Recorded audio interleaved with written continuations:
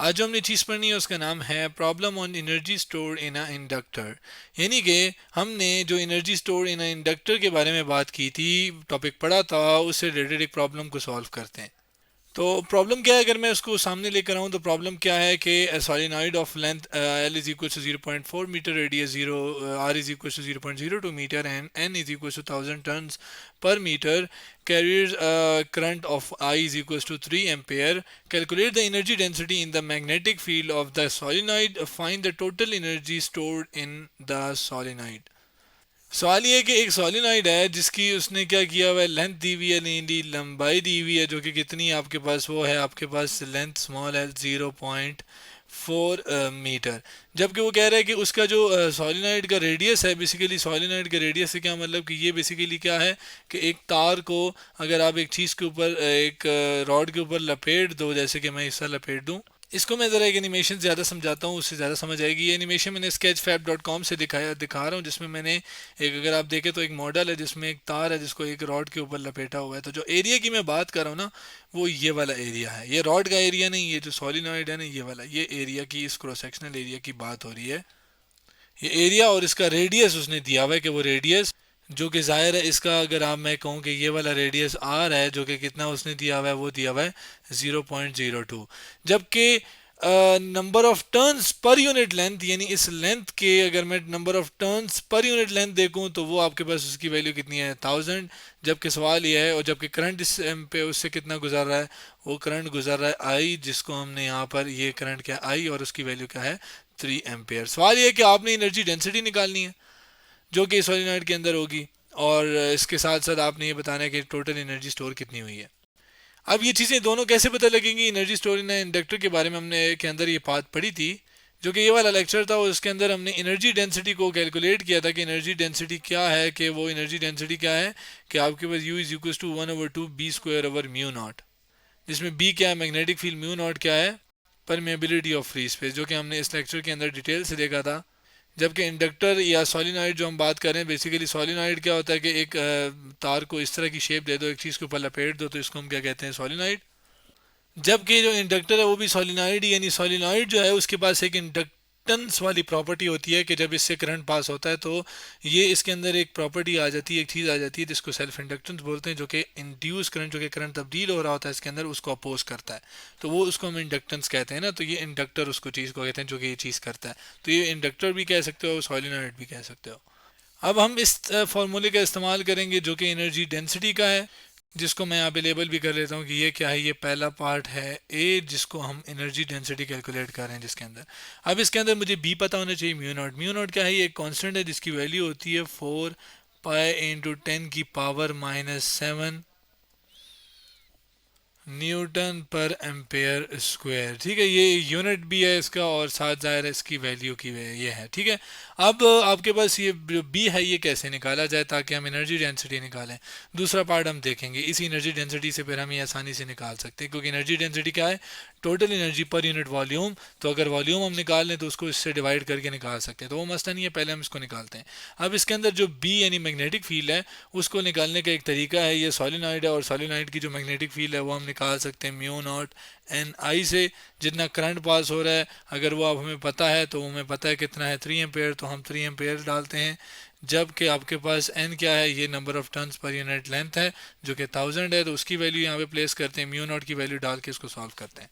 अब यहाँ पे सारी वैल्यूज़ मैंने डाल दी हैं, अब इसको सॉल्व करते हैं कैलकुलेटर से। ये रहा कैलकुलेटर, 3 को मल्टीप्लाई करते हैं 1000 से, और फिर उसको मल्टीप्लाई करते हैं 4 पाई से, जिसमें 4 ये रहा और पाई ये रहा। तो ये आपके पास देखते हैं क्या वैल्यू आती है। वैल्यू आई है 9424.77, जो कि मैंने गलत निकाली थी क्योंकि मैंने पाई के साथ 4 को मल्टीप्लाई नहीं किया था। 3 मल्टीप्लाई बाय 1000 करते हैं और साथ मल्टीप्लाई बाय 4 और फिर मल्टीप्लाई बाय पाई करना था ना, मैंने जस्ट पाई लिख दिया था। तो ये वैल्यू अगर हम करें 37699.11118, जो कि लिख दिया, और साथ 10⁻⁷ है और साथ टेस्ला है। अब इस पॉइंट को ज़रा 7 डिजिट लेफ्ट की तरफ मूव करते हैं ताकि ये पावर हट सके। इसको 1 2 3 4 5 6 7 यानी पॉइंट किधर आ जाएगा, इसको अगर मैं यहाँ से मिटा दूँ तो ये 7 डिजिट ना, 1 2 3 4 5 6 7 पॉइंट इधर आ जाएगा तो यहाँ पे 1 0 2 0, तो ये आपके पास वैल्यू आ जाएगी 0.0037 टेस्ला। क्योंकि इस -7 का मतलब ये है कि आप लेफ्ट की तरफ जाओ, माइनस यानी नेगेटिव लेफ्ट साइड की तरफ। तो ये मैं चला गया और ये इसको मैं 10 की पावर को यहाँ से हटा देता हूँ ताकि हमारे पास कंफ्यूजन ना हो। ये मैंने हटा दिया। अब ये मैंने लिख दिया थोड़ा सही करके, साफ करके। तो ये मैग्नेटिक फील्ड आ गई। अब ये मैग्नेटिक फील्ड मैं यहाँ पे पुट करूँगा, ये वैल्यू यहाँ पे पुट करूँगा, यू निकालूंगा। यू को मैं लेकर आता हूँ, मैथमेटिकल स्टेप्स हैं जो कि पहले पार्ट के हैं, मैं करते हैं 1/2 यहाँ पे एज इट इज़ लिखता हूँ।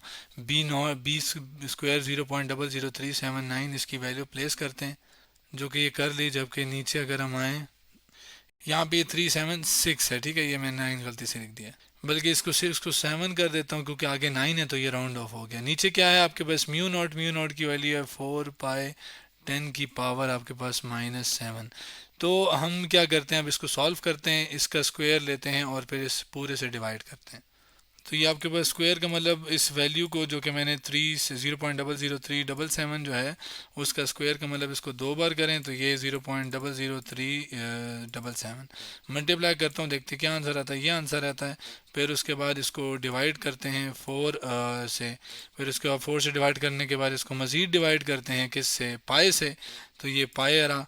तो उसके बाद इसको मज़ीद डिवाइड करते हैं 2 से, तो ये 2 रहा। तो ये डिवाइड करने के बाद 5.6 इंटू 10 की पावर 7 आ गया, जिसको मैं यहाँ पे लिख देता हूँ 5.6 इंटू 10 की पावर -7। और नीचे क्या है आपके पास, नीचे ये सारे डिवीजन में करवा चुका हूँ, 10 की पावर 7 है। और ये चूँकि यू है एनर्जी डेंसिटी, इसमें अगर आप देखें तो ये और ये कैंसिल हो जाएंगे, सेम है पावर्स। तो ये 5.6 आ गया और ये 5.6 जूल पर मीटर क्यूब क्या आ जाएगी, एनर्जी डेंसिटी।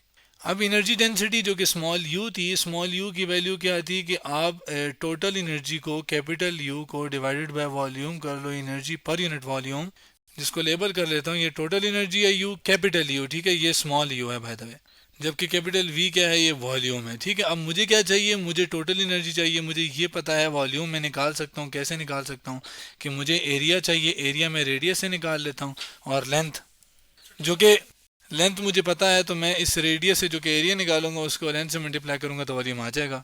तो क्या है कि आपके पास कैपिटल यू आ जाएगा और साथ कैपिटल वी को अगर मैं यू से मल्टीप्लाई कर दूं, ठीक है। अब कैपिटल यू जो है उसके लिए पहले वी निकालते हैं हम, चलें इसी साइड पे हम वी निकाल लेते हैं।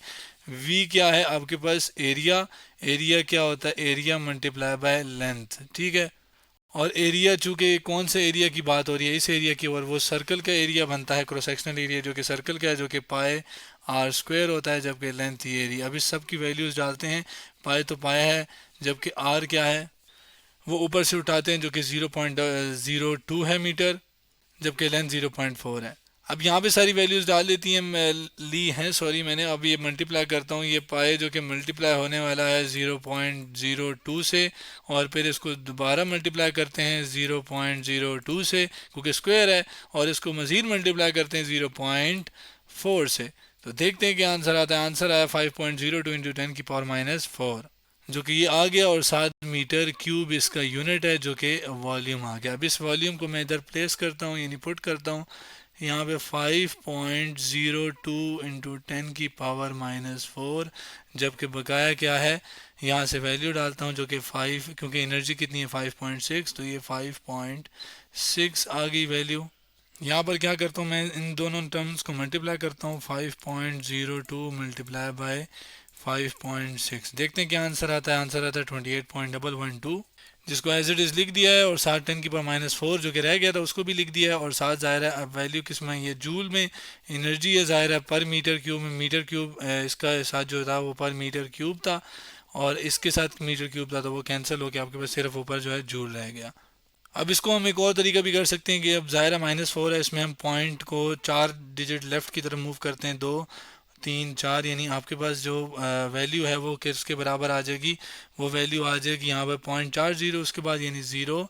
चलो पहले मैं एक काम करता हूँ, मैं u is equal to 0 point, कितने जीरोस हैं, एक यहाँ पर आ गया, एक यहाँ पर, ही नहीं दो जीरोस, और 2 8 और साथ आगे 1 1 लिख भी दूँ, खैर है, और ये जूल आ गया। तो ये वो एनर्जी है। यहाँ पे मेरे से गलती ये हुई है कि स्मॉल जी यू नहीं है, यहाँ पर भी स्मॉल यू नहीं, ये टोटल एनर्जी है, और वो क्या है, कैपिटल, जिसको हम वाइड से ही लिखते हैं, ये क्या है, कैपिटल यू है, जो कि टोटल एनर्जी है, जो कि हमने निकाल ली। कब, जब उसके अंदर क्या हो, कितनी एम्पेयर करंट पास हो रहा हो, और उसकी जो रेडियस की वैल्यू 0.02 हो, और जबकि लेंथ उसकी 0.4 हो, तब यह है, और number of turns per in length 1000 हो। तो आज हमने क्या किया, एक प्रॉब्लम को सॉल्व किया on energy store in inductor के ऊपर।